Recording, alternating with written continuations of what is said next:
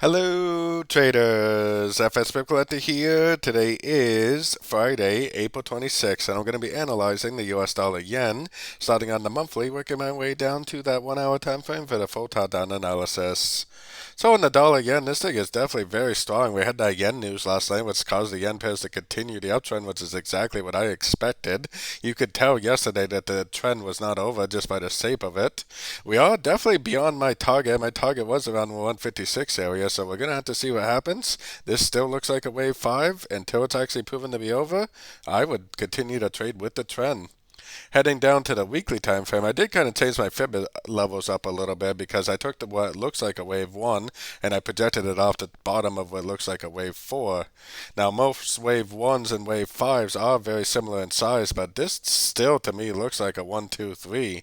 Tells me that they really should make a 4 and a 5 just to finish off this wave 5. Then if we get that break of structure, that's what will tell me that this trend is over. So I still don't really expect that we are very close to ending, probably at least several weeks away from ending this uptrend. Going down to the shorter time frames, the daily, I still think this is a wave 1, a wave 2, and I still think this is a wave 3.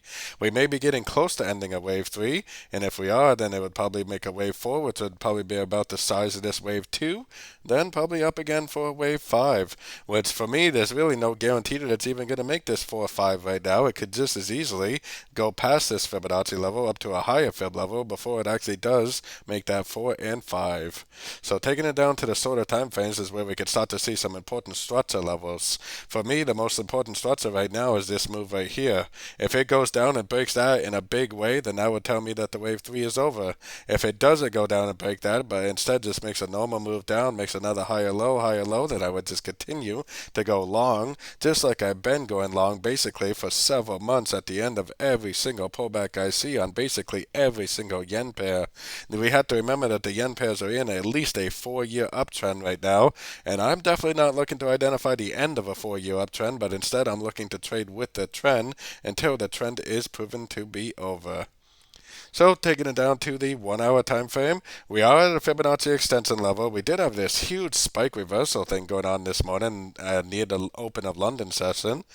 Maybe this will go down. Maybe it will break structure. It's kind of hard to know for sure. It could just go down and make another ABC correction. We are at a fib level, like I said. I mean, if you do trade the very short time frames, you could go short, even though I personally am not going short. I think it's a little dangerous. But instead, just like I've been doing, until I get proof on the 4-hour time frame and up that this is over, I will definitely just continue to trade with the trend at the end of every ABC correction I see. So don't forget to join my free Discord group, which is linked down here in the corner. And don't forget to check out my membership program that gives you access to the daily live trading sessions. And it gives you access to all my swing trade setups that I share with the group by signing up at my website, fxpipcollector.com. As always, thank you and happy trading.